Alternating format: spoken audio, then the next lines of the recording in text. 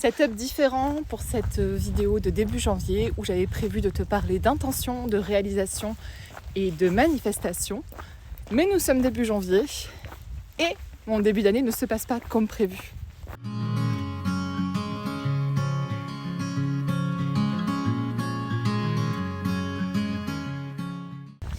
À la base, je voulais te faire une vidéo pour te faire un bilan 2025 et poser tes intentions de 2026 pour partir du bon pied sur cette nouvelle année.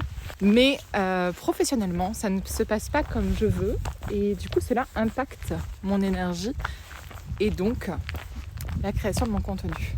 Mon agenda d'art coaching n'est pas rempli et quand ça arrive, eh bien, je me replie. Je suis en mode hérisson. Je doute, je me compare, je commence à me demander si ce que je fais a vraiment de la valeur. Et bien entendu, j'arrive à Dramaland, le monde du drame. Et ça, j'aime pas. Je suis quelqu'un qui est profondément dévoué.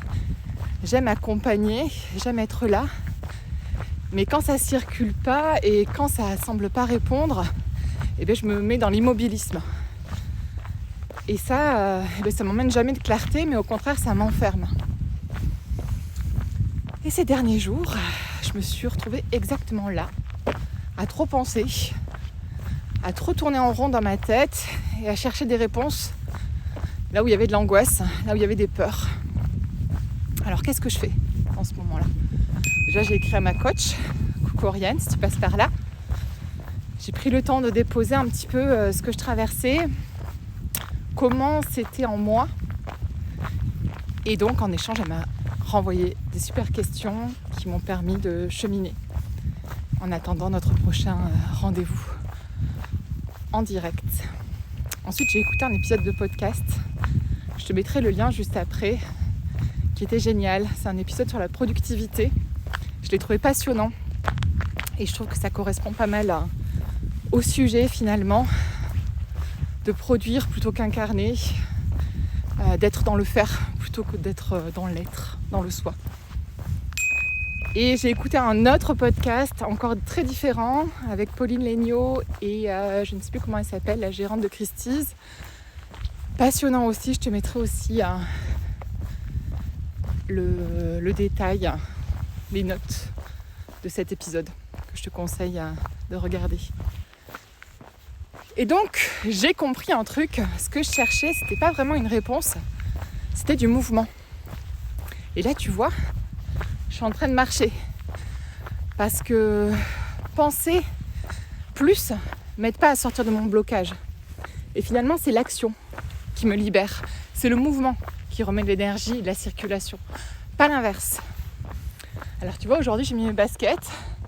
Je suis sortie marcher, respirer, laisser mon corps faire ce que ma tête n'arrive plus à faire. Parce que quand le corps bouge, quelque chose se détend, les pensées se calment et l'urgence, elle retombe. Cette mise en mouvement, elle me permet de sortir de cette question abyssale que j'ai dans ma tête qui me dit est-ce que je vaux quelque chose ? Est-ce que mes propositions ont vraiment de la valeur ? Si toi aussi tu te la poses, je vais être claire, c'est pas ton mental qui va te sauver quand tu doutes de ta valeur. C'est ton corps en mouvement. Alors je prends ce temps là pour vraiment marcher, me changer les idées, me vider la tête, me remettre en mouvement. Et puis quand je vais rentrer, je vais ouvrir mon carnet et je vais déposer. Donc je reviens vers toi juste après. De retour à la maison, j'ouvre mon journal. Pas pour poser une intention parfaite, pas pour décider de mon avenir, pas pour trouver une stratégie. J'écris pour déposer. Je vais déposer ce qui est là, ce qui est lourd, ce qui me fait peur. Puis ça sera des mots simples, parfois même pas de phrases, juste ce qui vient. Je me suis fait un petit maté, une boisson chaude et je m'installe. Le journal, pour moi, ce n'est pas un outil de performance, c'est un espace de vérité. J'écris pas pour savoir où je vais, j'écris pour arrêter de me battre avec ce que je ressens.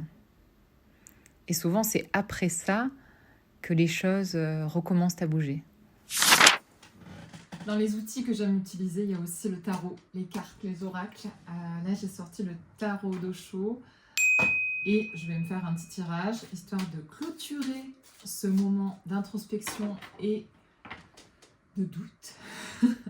Donc les cartes et le tarot a été souvent vu comme un outil de divination, mais ici ça va être utilisé comme un outil de développement personnel et de mouvement, de remise en question, de guidance pour vraiment continuer à aller de l'avant. Donc comment je fais? Je choisis un jeu déjà qui m'inspire, j'en ai plusieurs, hein, comme je te le disais, tarot, oracle, il y a plein de possibilités.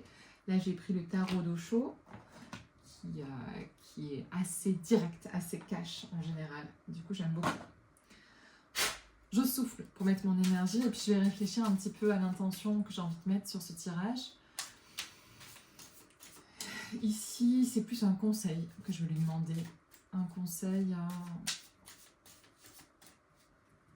sur la mise en mouvement, sur des blocages. Un conseil sur quelle énergie je dois incarner pour aller vers du mieux-être, pour aller vers l'épanouissement. Donc j'ai battu les cartes, j'ai soufflé, t'as vu.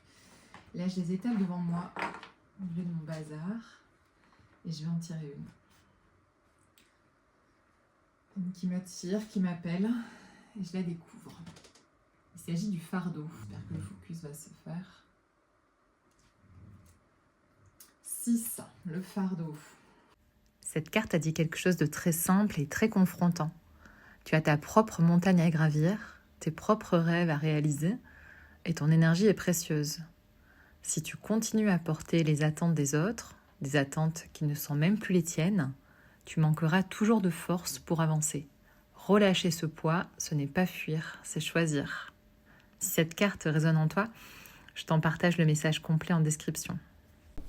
Si tu regardes cette vidéo et que toi aussi, en ce moment, tu doutes, si tu sais ce que tu veux mais que tu n'arrives toujours pas à passer à l'action, si tu as l'impression de stagner, malgré tout ce que tu comprends, je vais être directe.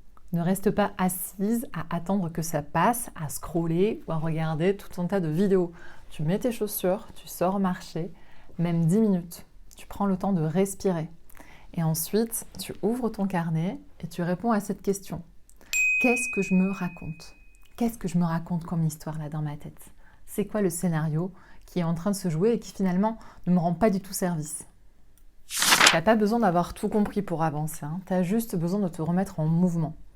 Moi, je ne sais pas encore exactement ce qui vient après, mais je sais une chose, aujourd'hui, je marche, j'écris, je bouge, je me mets en mouvement. Et ça, c'est déjà une réponse. Si ce que je te partage ici te parle, je te propose une masterclass en live le 20 janvier. Si tu veux comprendre pourquoi réfléchir ne te fera pas mieux avancer.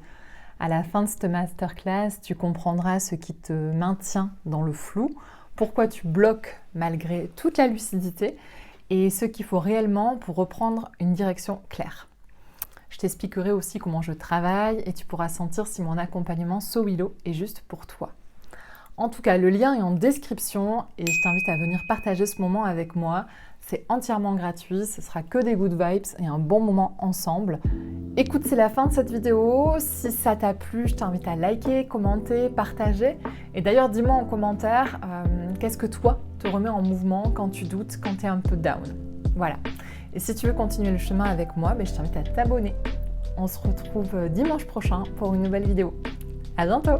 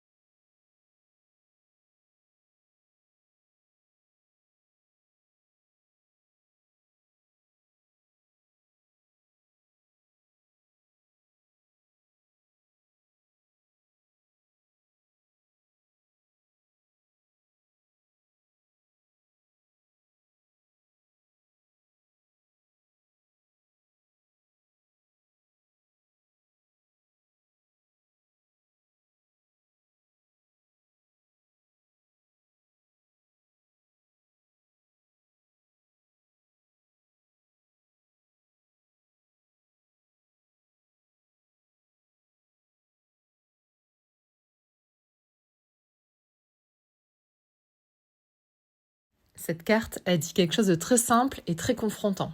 Elle dit tu as ta propre montagne à gravir, tes propres rêves à réaliser et ton énergie est précieuse. Si tu continues à porter les attentes des autres, des attentes qui ne sont même plus les tiennes, tu manqueras toujours de force pour avancer. Relâcher ce poids, ce n'est pas fuir, c'est choisir. Alors si cette carte résonne en toi, je t'en partage le message complet en description. Tu regarderas.